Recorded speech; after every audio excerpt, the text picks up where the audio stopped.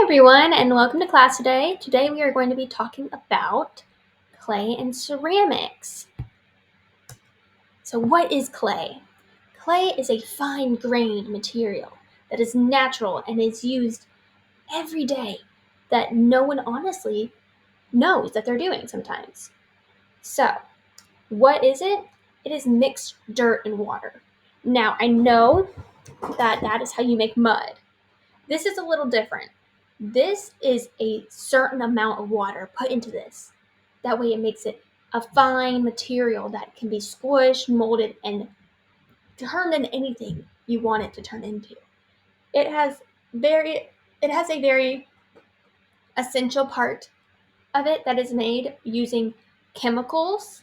Well, not chemicals, but other natural materials such as silica and alumina and or magnesia, or both. But those are things you don't need to know at this time because you don't have to worry about them. But it is a soft, moist material. Now it does get mixed a lot up with mud, like we said earlier, but it's a breakdown of materials. It's not just mud. It's not your dirt covered in a lot of water and it's gross and it just splashes everywhere and gets everywhere. Clay is different. It's how, when we were little, we used to make these things called mud pies. Mud pies were always something so fun to make, but they never lasted. And that's the difference with clay. Clay lasts after you make it. Okay, so pottery. What is pottery? Let's see. Pottery has been around for over 20,000 years, which is so cool to think about. That we've been here for over 20,000 years using the same materials that we are using now. Now, Native Americans, ancient Egyptians, and ancient Greeks used this all the time and had created these beautiful pots and plates and bowls and cups and everything you can imagine. They made using clay. Now, theirs was a little different. We now have things that help us make these, help us create these beautiful, straight, perfect bowls. They didn't. They did this all by hand using different types of techniques that we'll get to. But it is so cool to think that these people used the exact same material as we did. Except they knew how to do this chemical component to make their clay, to keep it nice and moist, but perfect, where they knew how to cook it, how to make it hard, how to make it perfect. Let's go on.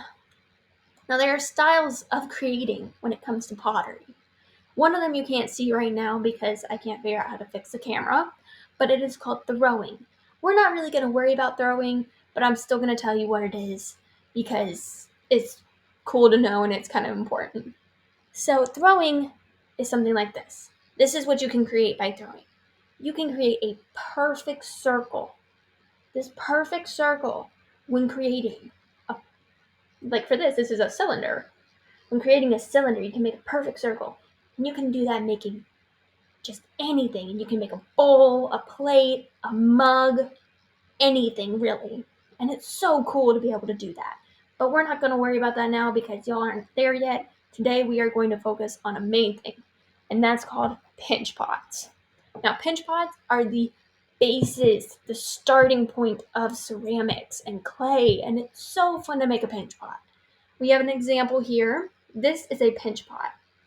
Now see, it's almost a perfect circle, but it's not. It's not a full perfect circle because it's handmade. We can't make perfect circles. This one was made like this, doing it where he just rotated it and pinched, and all they did was pinch it and pinch and pinch until the clay rose, and it kept rising and rising and rising until they got this. Now, there's still a good amount of clay in this that they could have used and made it even taller. But they did so good on making this part be even. Now that's really hard, is making this part even. But it's so fun to make these.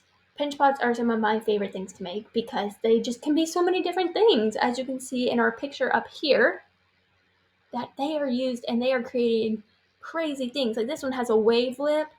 I love that. I wish I could do that. And this one, it has a cool little like dome. So this is another form of pinch pot. But this one we call hand building. Hand building is like a pinch pot. You use it and you create a base, a foundation for it. And it's not not a perfect circle. Almost looks perfect, but it's not. I wish it was, but I'm not that cool. But you can see here, this is hand building right here. This was clay added onto it because it ran out of clay. And what they did is they made things such like coils to make it this tall and big. But we'll get to that. Hand building is some of the things that you can do today. Next, we have sculpting. Sculpting, I don't have an example of, I wish I did. It's some beautiful work done right here. Is where she sculpted out this face using just like fine needles and types of, like when your mom goes to the store and she sees something for acne and she tries to put it on her face, kind of tools just to scrape away the clay, the extra clay they don't need. And they create something out of just a block of clay. It's really cool. You can do some of that today if you want. It's not a big deal. Don't really have to worry about it. So let's get to some vocabulary. One you cannot see right now, which is okay because you don't have to worry about that today. You're not going to really be needing to do that because I've already done it for you. And that would be wedging. So in the picture, the man is holding the clay and he's going like this. He's pushing and pushing and pushing it. And he is getting rid of the air bubbles in it. Now the air bubbles can cause a lot of issues when going through the kiln and the glaze and firing process. But like I said, we don't have to worry about that because y'all are not doing that today. So let's get to the next one. Coil. See coil up here? This coil is used to create things such like this. The coil was used to create how tall this is. So what it was done was they rolled out a piece of coil and they took it and they just wrapped it around it. They took this pot and they wrapped it around it and they just smoothed it in like a zipper. Now, the way they did that was through slip and score. Now, slip and score is where you use water and a pencil to create these little marks in the clay. Little marks. And you just do like how a picnic blanket does. The checkered pattern. You just do that back and forth. And then you add a little drop of water on it, get it all wet, and you do it again. And then you take that extra piece of clay and you add it on. And you smooth it on so it goes together like a zipper. So you go like this, all the way around it. So that's what slipping and scoring is. And it can be used in many different ways. This is just one example. Another example of it is when using slabs. Now this was used and created using a slab. Now slabs are just flat pieces. Oops, almost dropped that. Are flat pieces of clay. See how this is just so flat, and it's all even. It's an even flat. It's not just, oh, we're gonna have a mountain here and here. No, it's a flat piece of clay. It sits like a tray. Now, this was made using the slip and score method also, but also a slab. So what they did is they cut out two things. This was a big rectangle right here, and this was a part of a circle and the other part of a circle. Because they didn't just want a rectangle, that's not fun. So they went and they decided they wanted a round one, which is really cool. It's really cool seeing how they did this. So they used slip and score to add these little handles on that are coils. These are coils. The coils that we just talked about to create this are also used to create a handle. It can be used to create anything.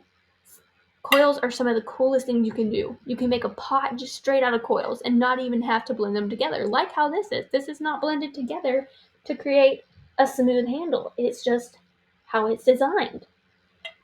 Now this is really cool because it has glaze on it. Now glaze is some of the most fun stuff you'll ever use. So this has a beautiful red on it, and I don't think you can see it, but it has a purple coming around the edge right here. I don't think you can see it. I'll get it closer to the camera so you can. Kind of like that. See that purple right there?